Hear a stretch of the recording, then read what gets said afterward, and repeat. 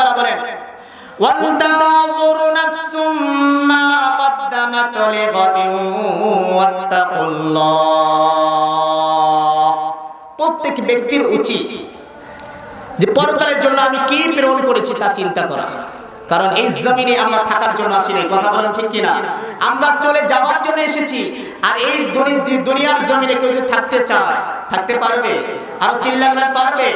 আল্লাহ তাআলা বলেন কুল্লু নাফসিন যায়িকাতুল মাউত। অন্য জায়গায় মধ্যে আল্লাহ তাআলা বলেন আফা হাসিবতুম আন্নামা খালাকনাকুম আবাসা ওয়া আন্নাকুম ইলাইনা লা তুরজাউন। মাউতু কাসিন কুল্লু নাসিন শারিবুন, মাউতু কাসিন কুল্লু নাসিন শারিবুন, কবরু বাইতিন কুল্লু নাসিন দাখিলুন, মিনহা খালাকনাকুম ওয়া ফিহা নুঈদুকুম ওয়া মিনহা নুখরিজুকুম তারাতান উখরা। মাটি থেকে জন্ম নিলাম, মাটি থেকে জন্ম নিলাম, মাটিতে মরণ, মাটি থেকে উঠতে হবে রাখিও শরণ, মাটি থেকে উঠতে হবে রাখিও শরণ। ও বন্ধু, এই দুনিয়ার জমিনে আমরা থাকার জন্য আসি নাই, বরং চলে যাওয়ার জন্য এসেছি। এই দুনিয়ার বুকে যারা এসেছে, এমনকি যেদিন আমরা দুনিয়ার বুকে এসেছি সেদিন থেকে আজরাইল আমাদের পিছে ধাওয়া করতেছে। যত আমরা দুনিয়ার এক পা এগিয়ে যাই তত আমরা কবরের নিকটবর্তী হই। এই জন্য কবি বলেন এ চমন চাহারা ভি হোগা এ খবর বুলবুল কদো, এ চমন চাহারা ভি হোগা এ খবর বুলবুল কদো, তাকে अपने जिंदगी को सूझ कर कुर्बा करे, ताकि अपने जिंदगी को सूझ कर कुर्बा करे। मुसलमान भाईरा रे আমার, কবি বলেন বাগানের মধ্যে বুলবুল পাখিরা নিত্য গীতের গান গিয়ে বেড়ায়, রং বেরঙের গান গিয়ে বেড়ায়। এই বুলবুল পাখি জানে না যে বাগানটা একদিন শেষ হয়ে যাবে, সে নিজেও একদিন শেষ হয়ে যাবে। এই দুনিয়ার মধ্যে যা আছে সব একদিন শেষ হয়ে যাবে। যিনি থাকবেন চিৎকার দিয়ে বলেন তিনি কে? আরো চিল্লায় বলেন তিনি কে? কুল্লু মান আলাইহা ফান, কুল্লু মান আলাইহা ফান, ওয়া ইয়াবকা ওয়াজহু রাব্বিকা যুল জালালি ওয়াল ইকরাম। पहाड़े फारे जाएगी, जमीन पर जलजला होगा, मोहम्मद तख्ते पर होगे, अदालत पर खुदा होगा। इज़ा ज़ुलज़िलतिल अर्दु ज़िलज़ालहा व अख़रजतिल अर्दु अथक़ालहा व क़ालल इंसानु मा लहा, अल क़ारियतु मल क़ारिया व मा अदराका मल क़ारिया, यौम यकूनुन नासु कल फराशिल मबथूस। মুসলমান ভাইরা রে আমার, সবগুলো আয়াতের তরজমা নসের তরজমা করি নাই, কারণ সময় খুব কম। এই জন্য বন্ধু সব আয়াতের নসের তরজমা হচ্ছে যে এই দুনিয়া থেকে আমরা কেউ থাকার জন্য আসি নাই, চলে যাওয়ার জন্য এসেছি। এই কারণে আল্লাহ তাআলা বলতেছেন ওয়াল তানজুরু নাফসুম মা কদ্দামাত লিগাদ। প্রত্যেক ব্যক্তির উচিত চিন্তা করা পরকালের জন্য সে কি প্রেরণ করেছে, আমার পুঁজি কি, আমার আমল কি, আমি আল্লাহর কাছে কি নিয়ে দাঁড়াবো, আমি আল্লাহর কাছে কি পেশ করব, এ নিয়ে চিন্তা করা। হযরত আবু বকর রাদিয়াল্লাহু তাআলা চিন্তা ভাবনা করেছেন, সাহাবায়ে কেরাম পরকাল নিয়ে চিন্তা করেছেন, হযরত ওমর রাদিয়াল্লাহু তাআলা এত চিন্তা করেছেন। আরে ওমর, আবু বকর, এই সমস্ত সাহাবায়ে কেরামের তো জান্নাতের দুনিয়ার মধ্যে সার্টিফিকেট পেয়ে গেছেন, বলেন সুবহানাল্লাহ। আবু বকর রাদিয়াল্লাহু তাআলা আর ইতিহাসের মধ্যে যে সব ঘটনা আছে, আবু বকর রাদিয়াল্লাহু তাআলা যে খলিফাতুল মুসলিমিন, সেই খলিফাতুল মুসলিমিন হওয়ার পরেও বুড়ি মার বাড়িতে খেদমত করার জন্য যায়, কাপড় চোপড় ধুয়ে আসে, আগিনা ঘর বাড়ি ঝাড়ু দিয়ে আসে, কলস ভর্তি পানি নিয়ে আসে। কিসের ভয়ে? আখিরাতের ভয়ে। একদিন আবু বকর রাদিয়াল্লাহু তাআলা এর সাথে সাক্ষাৎ হয়েছে ওমর, যে ভাই আপনি কি এই কাজ করার জন্য কেন এসেছেন? আপনি বুড়িমার খেদমত করার জন্য কেন এসেছেন? আমরা কি দুনিয়ার মধ্যে নাই? তখন দুইটা জবাব দিয়েছেন। বলে আপনার জুতা কই, পায়ে জুতা কই? বলে জুতা নাই। আপনি একজন রাষ্ট্রপ্রধান, জুতা নাই কেন? বলে আমি দুইটা কারণে পরি নাই। কেন? দুইটা কারণে, যে আমার জুতার যদি আওয়াজে চট চট চট চটের আওয়াজে কোনো যদি আল্লাহর বান্দা বান্দির ঘুম ভেঙে যায়, আমি আল্লাহর কাছে কি জবাব দেব? আমি আল্লাহর কাছে কি জবাব দেব? আর একটা কারণ হলো অনেক আল্লাহর বান্দাবান্দীরা রাত্রির মধ্যে ইবাদত বন্দেগী করে, যদি ইবাদত বন্দেগীর মধ্যে খলল সৃষ্টি হয় আমি আল্লাহর কাছে কি জবাব দেব, আমি আল্লাহর কাছে কি জবাব দেব, এই ভয়ে আমি জুতা পরি নাই। বলি আল্লাহু আকবার।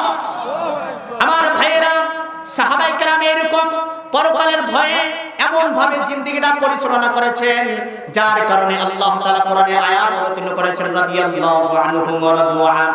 এদের আচার ব্যবহারে চাল চলন আমার আল্লাহ সন্তুষ্ট, তারাও সন্তুষ্ট। চিল্লায় বলি সুবহানাল্লাহ।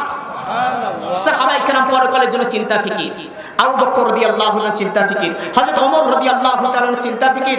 ওমর রাদিয়াল্লাহু তাআলা যে এমন সাহাবী, সেই বুড়ি একজন বুড়ি মার বাড়িতে, সে একজন বিধবা বাড়িতে আটার বস্তা মাথায় করে নিয়া, আটার বস্তা মাথায় করে নিয়া তার বাড়িতে যাইয়া খামির বানায়া উঠি পাক করে খাওয়াই দিয়েছেন। বলি আল্লাহু আকবার। আমার ভাইরা, সাহাবায়ে কেরাম কিসের ভয়? পরকালের ভয়। আমি আল্লাহর কাছে কি নিয়ে দাঁড়াবো, আমি আল্লাহর কাছে কি পেশ করব? সাহাবায়ে কেরাম তারা আখিরাতের ভয় করেছেন।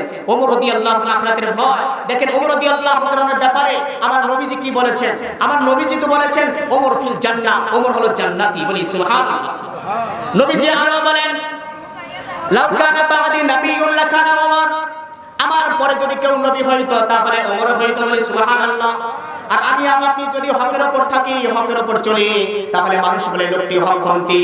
কিন্তু ওমরের ব্যাপারে বলেছেন নবীজি উল্টা, দারাল হাক্কু হাইসু দারা, দারাল হাক্কু হাইসু দারা। ওমর যেদিকে যায় হক তার পিছনে পিছনে যায়। বলি আল্লাহু আকবার। আমার ভাইয়েরা, ওমর রাদিয়াল্লাহু তাআলা এত বড় মানুষ, ওমর রাদিয়াল্লাহু তাআলা এত বড় সাহাবী। আমার নবীজি মিরাজের রাতে ওমর রাদিয়াল্লাহু তাআলা জান্নাতের বাড়িটা দেখে এসেছেন। বলি সুবহানাল্লাহ। জান্নাতের বাড়ি দেখে এসে সাহাবায়ে কেরামের কাছে উচ্ছ্বাস প্রকাশ করতেছেন, ও আমার সাহাবীরা, আমি ওমর রাদিয়াল্লাহু তাআলার বাড়িটা দেখে এসেছি, জান্নাতি বাড়িটা দেখেছি, কি যে সুন্দর, কি যে চমৎকার। আমার মনে চাইলো যে আমি সেই বাড়ির মধ্যে আমি ঢুকে যাব, আমার মনে চাইলো আমি বাড়ির মধ্যে একটু ঢুকে যাই, কিন্তু আমি ঢুকি নাই। কেন? ওমরের যে গায়রত, ওমরের যে আত্মমর্যাদা, আমি যদি ঢুকি ওমর রাদিয়াল্লাহু তাআলার জন্য মাইন্ড যদি করে, এইজন্য আমি ঢুকি নাই। আমার বন্ধুগণ, যখন ওমর রাদিয়াল্লাহু তাআলা আনহু নবীজির এই কথা শুনতে পেরেছেন, সঙ্গে সঙ্গে তিনি বাচ্চার মতো কান্না শুরু করে দিয়েছেন। আর নবীকে বলি, ইয়া রাসূলুল্লাহ, ইয়া হাবিবাল্লাহ, আপনার সাথেও কি আমার গায়রত, আপনার সাথেও কি আমার আত্মমর্যাদা? ইয়া রাসূলুল্লাহ, ইয়া হাবিবাল্লাহ, আপনি কেন ঢুকলেন না? এত বড় সাহাবী ওমর, আবু লুলু, আবু লুলু মাজুসির ছেলে ওমর রাদিয়াল্লাহু তাআলা আনহুকে ফজরের সময় বিষাক্ত খন্দর দিয়া পেটের মধ্যে আঘাত করেছে, যার কারণে নাড়ি ভুঁড়ি বের হয়ে গিয়েছে। ওমর রাদিয়াল্লাহু তাআলা আনহুকে কাপড় দিয়ে পেঁচাইয়া মসজিদে ফলের মধ্যে শুয়াইয়া দিয়েছে। ওমর রাদিয়াল্লাহু তাআলা আনহু বেহুশ, ওমর রাদিয়াল্লাহু তাআলা আনহু বেহুশ। যখন একটু হুশ ফিরে এসেছে, সঙ্গে সঙ্গে নামাজের খবর নিয়েছেন, নামাজের খবর নিয়েছেন। এরপরে ওমর রাদিয়াল্লাহু তাআলা আনহু দেখেন যে মসজিদে নববীর মধ্যে এক যুবক দাঁড়িয়ে আছে, তার টাকনুর নিচে কাপড় চলে গিয়েছে। ওই অবস্থা থেকে বলে, যুবক, তোমার টাকনুর নিচে কাপড়টা ওঠা। বলি আল্লাহু আকবার। এরপরে ওমর রাদিয়াল্লাহু তাআলা মসজিদে নববীর ফলের মধ্যে গালটা বের সঙ্গে লাগাই দিয়েছেন, আর কাঁদতেছেন চিৎকার করে করে, ওয়াইলুল লাকা ইয়া ওমর, ওয়াইলুল লাকা ইয়া ওমর, ইল্লাম ইয়াগফির লাকা রাব্বুক। ও ওমর, তোমার রব যদি তোমাকে মাফ না করে, ও ওমর, তোমার রব যদি তোমাকে ক্ষমা না করে, তোমার জন্য কিন্তু ভয়ঙ্কর আযাব অপেক্ষা করতেছে। ওমর রাদিয়াল্লাহু তাআলা এত বড় মানুষ, এরপর আখিরাত নিয়ে এত পেরেশানি, আখিরাতে এত চিন্তা ফিকির। আবু বকর রাদিয়াল্লাহু আনহু এত চিন্তা ফিকির। আবু বকর রাদিয়াল্লাহু তাআলা নির্জনে নির্জনে দূরে চলে যাইতেন, আর নিজেকে ধিক্কার দিয়ে দিয়ে বলতেন, ইয়া ইবনে আবি কুহাফা, ইয়া ইবনে আবি কুহাফা, এই আবি কুহাফার বেটা, তুই মানুষ কেন হইলি রে? ওই তুই মানুষ কেন হইলি? তুই মানুষ কেন হইলি? গাছ ডালপালা দিয়ে তাকায় তাকায় বলতেন, ইয়া লাইতানি কুনতু ওয়ারাকা, আমি যদি গাছের পাতা হইতাম, আমি যদি গাছের ডালপালা হইতাম, তাহলে খুব না কতই না ভালো হইতো। আমি মানুষ হয়ে আল্লাহর কাছে কি জবাব দেব? মানুষ হয়ে আমি আল্লাহর কাছে কি পেশ করব? ওই ভাই, এই চিন্তা ফিকির তো আমাদের করা উচিত ছিল।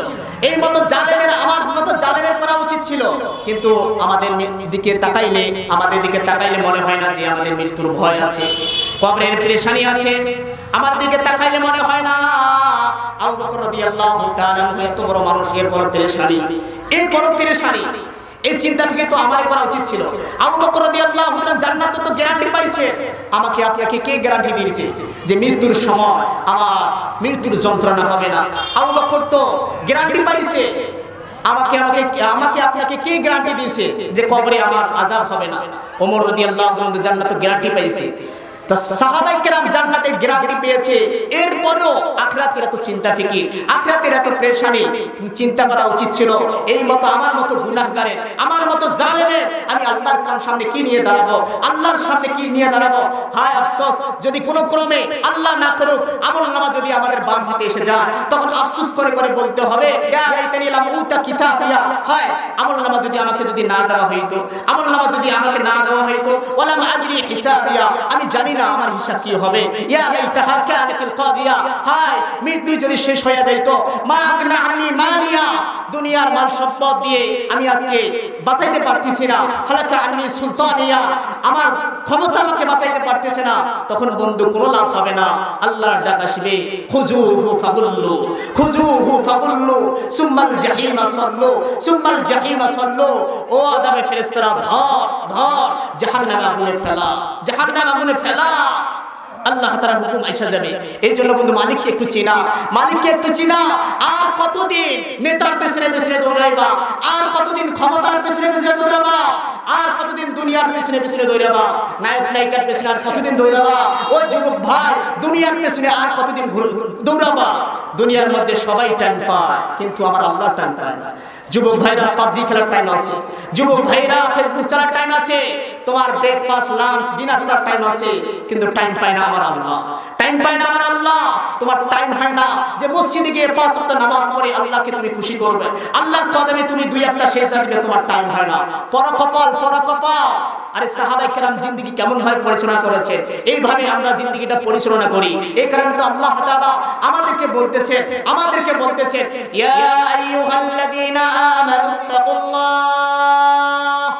ওয়ালতানজুর নাফসুম মা কদ্দামাত লিগাদিন ওয়াত্তাকুল্লাহ ইন্নাল্লাহা খাবীরুম বিমা তা'মালুন। আল্লাহ তাআলা আদর করে ডাক দিয়ে বলতেছেন, ও ঈমানদারেরা, ও ঈমানদারেরা, আল্লাহকে ভয় করো। ওয়ালতানজুর নাফসুম মা কদ্দামাত লিগাদিন ওয়াত্তাকুল্লাহ, তোমরা প্রত্যেকে চিন্তা করো তোমরা পরকালের জন্য কি প্রেরণ করেছো তা চিন্তা করো। আর এই চিন্তাটা প্রত্যেকের করা উচিত। আল্লাহ তাআলাকে ভয় করতে থাকো। ইন্নাল্লাহা খাবীরুম বিমা তা'মালুন, নিশ্চয়ই তোমরা যা করো আল্লাহ তাআলা সে বিষয় সম্পর্কে খবর রাখেন। আল্লাহ তাআলা আমাদেরকে, আপনাদেরকে, সবাইকে দুনিয়ার মধ্যে যতদিন বেঁচে থাকি আল্লাহ তাআলা সর্বোচ্চ তাকওয়া অর্জন করার তৌফিক দান করেন, সাথে সাথে পরকালের সামনা অর্জন করে ইহকাল ত্যাগ করার তৌফিক দান করেন। সকলে বলেন আমিন। আসসালামু আলাইকুম ওয়া রাহমাতুল্লাহি ওয়া বারাকাতুহু।